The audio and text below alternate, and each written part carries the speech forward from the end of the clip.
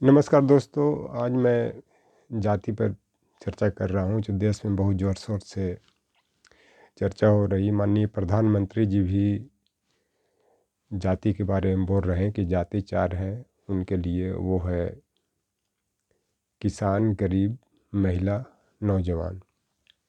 जबकि मेरा मानना है कि जाति दो ही हैं, एक अमीर की और एक गरीब की। ये अमीर किसान भी हो सकते हैं, गरीब किसान भी हो सकते हैं, युवा भी अमीर हो सकते हैं, युवा भी गरीब हो सकते हैं, महिला भी अमीर हो सकती हैं, महिला भी गरीब हो सकती हैं, युवा किसान, जवान, नौजवान और गरीब। गरीब तो खैर गरीब हैं ही, लेकिन ये वोट बैंक की राजनीति है। आप वैदिक काल से इतिहास उठा कर देख लीजिए, जाति का कौन कॉन्सेप्ट नहीं मिलता है। उत्तर वैदिक काल आते आते वर्ण व्यवस्था का कॉन्सेप्ट मिलता है, जिसमें ब्राह्मण, क्षत्रिय, वैश्य, शूद्र कहा गया। जाति का कोई कॉन्सेप्ट ही नहीं है। लेकिन गुप्त काल में आते आते जाति का कॉन्सेप्ट बनने लगता है। इस कारण से देश में जाति का कोई कभी कॉन्सेप्ट नहीं रहा, वर्ण का कॉन्सेप्ट रहा। लेकिन ये जाति को वर्ण में क्यों बदल रहे हैं और क्यों ऐसा कर रहे हैं मोदी जी, ये मुझे पता नहीं है। दूसरी चीज़ की, जाति का विरोध बाबा साहब ने भी किया। इसके लिए एनिहिलेशन ऑफ इंडिया लिखा। छुआछूत का विरोध किया, संविधान भी जातिवाद, छुआछूत, इस सबको प्रतिबंधित करता है, जिसे भारतीय संविधान के अनुच्छेद 15 में देखा जा सकता है। लेकिन जब कोई संवैधानिक पद पर बैठा हुआ व्यक्ति जाति की बात करे तो देश के लिए बहुत दुर्भाग्य की बात है। दूसरी चीज़ की, जाति की कोई कॉन्सेप्ट नहीं रहा। जाति को निर्गुण कहा गया है। इसका कोई गुण नहीं है, बस एक जाति है। इसका चूँकि ब्लड का भी कोई रंग नहीं है, एक सिर्फ उसका लाल रंग है। चाहे वो गरीब का हो, किसान का हो, महिला का हो या फिर जवान का हो। उसी तरह से जाति निर्गुण है। तो इसी पर एक दोहा भी कहा गया है, जाति निर्गुण की तरह है। इसी पर दोहा में बता, वेद उपनिषद जासु को निर्गुण ही बतावे, भक्त बछल भगवान धरे तन भक्तिन के पास। मतलब जो देश के लिए त्याग करने के लिए क्षमता रखता है, जो देश के लिए भक्ति करता है, वही सबसे बड़ा उसका जाति है। और वो कोई जाति का कोई न धर्म है, न गुण है, न संप्रदाय है, बस एक जाति है। वो जाति है देशभक्ति की जाति है, मानवता की जाति है। और प्रारंभ से भी एक मानवता की जाति रही है। इतना ही नहीं, कल जो प्रधानमंत्री का जो स्टेटमेंट आ रहा है सिर्फ 4 जातियों के बारे में, उसमें एक अगर इनको कहना चाहिए तो एक सबसे बड़ा जाति बुजुर्ग की जाति होती है। बुजुर्ग की जाति देश और समाज को मजबूत करता है, क्योंकि उनको देश को बनाने में, समाज के बचाने में बहुत योगदान होता है।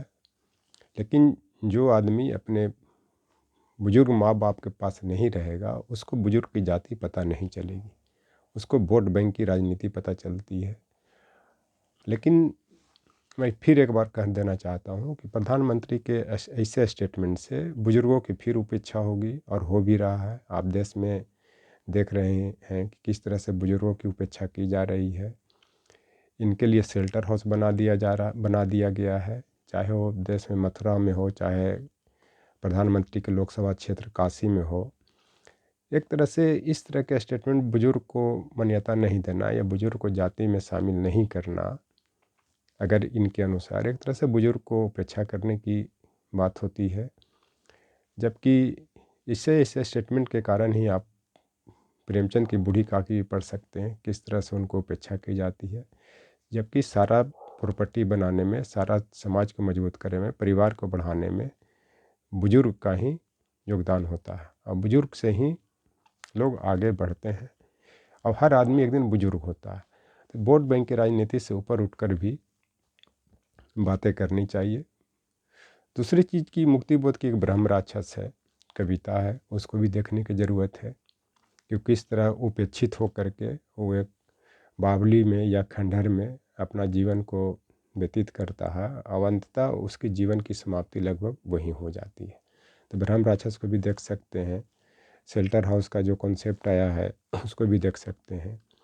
इस तरह से कोई भी अगर स्टेटमेंट देता है, अगर बोलता है जाति के बारे में, तो उचित नहीं है।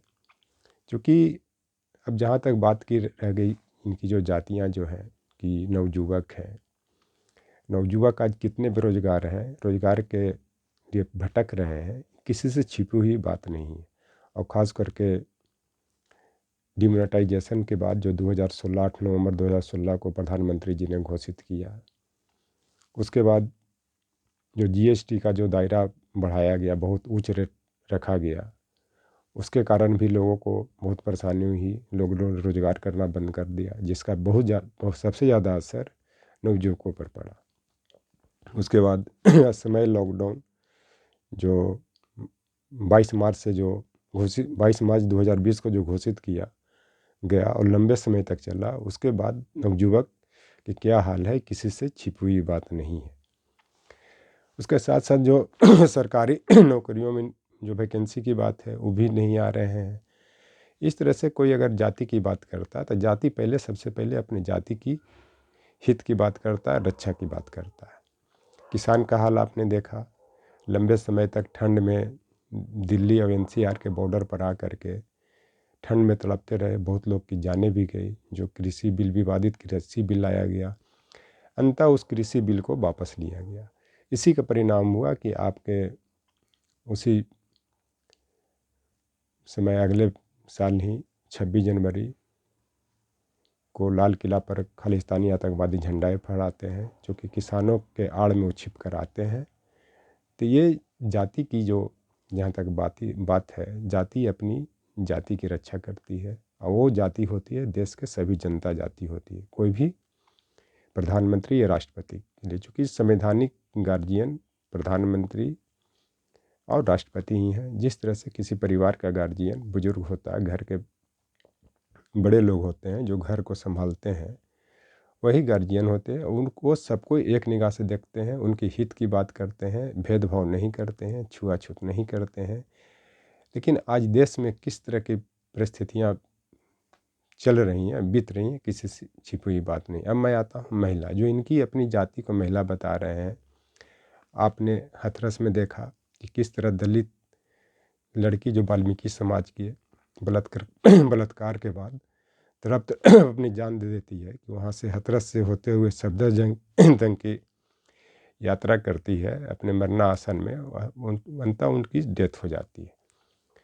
उसके बाद उनका जो बॉडी है, उनकी बॉडी को उनके माँ बाप के एब्सेंट में ज़बरदस्ती उनके माँ बाप को वहाँ नहीं जाने दिया जाता है और प्रशासन के द्वारा जला दिया जाता है। उसके बाद आप कुलदीप सिंह सेंगर को देख सकते हैं, जो उन्नाव की घटना है, जो एक दलित महिला अपने शरीर में आग लगाने के लिए मजबूर होती है। उसके बाद जो पहलवान जो महिलाएं हैं, उनका आरोप जो ब्रजभूषण शरण सिंह पर या संजय सिंह पर लग रहे हैं, ये सबको भी आप देख सकते हैं। तो इनकी जो 4 जातियों में कोई भी आज के डेट में सुरक्षित नहीं है। कोई रोजगार के रूप के लिए तड़प रहे हैं, कोई अपनी इज्जत आबरू बचाने के लिए तड़प रहे हैं, कोई सामाजिक समानता के लिए तड़प रहे हैं, कोई सुरक्षा के लिए तड़प रहे हैं। किसान लोग की क्या हालत है, किसी से छिपी हुई बात नहीं है कि हर साल देश में कम से कम, खास करके 2014-15 के बाद कम से कम हर साल लाखों किसान आपको महाराष्ट्र से लेकर के, पंजाब से लेकर के, उत्तर प्रदेश, पश्चिमी उत्तर प्रदेश से लेकर इस देश में बहुत से किसान मर रहे हैं। तो इसी से आप अंदाज़ लगा सकते हैं कि देश में किस तरह की जाति है, किस तरह की जाति देश में सुरक्षित है, ये बताने की ज़रूरत नहीं है। और एक चीज़ और है कि यहाँ पे बस जो 2 जाति है, वो अमीर गरीब की जो मैं बोल रहा हूँ, तो अमीर अमीर होते जा रहे हैं, गरीब गरीब होते जा रहे हैं। तो इस पर कबीर दास का भी एक दोहा है कि सुखिया सब संसार है, खावे और सोवे, दुखिया दुखिया सुखिया सब संसार है, खावे और सोवे, दुखिया दास कबीर है जागे और रोगी। मेरा कहने का मतलब कि जो इस देश में कोई अगर सुखी है, वो अमीर है, वो खाता है, सोता है, उसको देश की चिंता नहीं है, देश के समाज की चिंता नहीं है। और दुखी वो है जो जाग रहा है और वो रात दिन एक कर रहा है, फिर भी उसको शांति नहीं है। और वो कबीर दास ने अपने ही तो उनका ब्रह्म के बारे में बोला है या ईश्वर के बारे में बोला है कि वो भगवान के लिए तड़प रहे। उसी तरह गरीब अपनी शांति के लिए, अपनी इज्जत आबरू के लिए, अपना सुख शांति के लिए, अपनी रोटी के लिए वो तड़प रहे हैं। और जो अमीर जो है यहाँ पे, वो आराम से खूब खा रहा है, गलत तरीके से, चाहे धन आवे चाहे जैसे भी आए, वो आराम से सो रहा है। इसी पर ये कबीरदास का दोहा सटीक बैठता है। ये किसी से बताने की ज़रूरत नहीं है। बस यहाँ पे जाति अमीर और गरीब की है। वो अमीर और गरीब, चाहे वो किसान हो, चाहे वो महिला हो, चाहे नौजवान हो, चाहे और कोई भी हो, गरीब हो, उस सब में ही अमीर गरीब की जाति है और इसमें कोई जाति नहीं है। इस चलते मोदी जी ने जो जाति का कॉन्सेप्ट दे करके एक तरह से समाज में छुआछूत की बढ़ावा देने की बात की है, इसमें फूट पड़ेगा। इस चलते इनको सामाजिक न्याय की बात करना चाहिए, चाहे वो कोई भी हो, चाहे वो मुस्लिम हो, हिंदू हो, सिख हो, बौद्ध हो, जैन हो, यहूदी हो, सब में ये सब जातियाँ पाई जाती हैं। अब भारत में जो संप्रदाय का जो निर्माण हुआ है, जो भारत देश का जो निर्माण हुआ है, चाहे राष्ट्रीय एकता अखंडता की बात हुई है, यही सब संप्रदायों के मिलने से बना है। और ये तभी मजबूत हो सकता है, देश की राष्ट्रीय एकता अखंडता मजबूत हो सकता है कि जाति की बात न करके भाईचारा की बात किया जाए, अपनापन की बात किया जाए, सांप्रदायिक सौहार्द स्थापित करने की बात की जाए।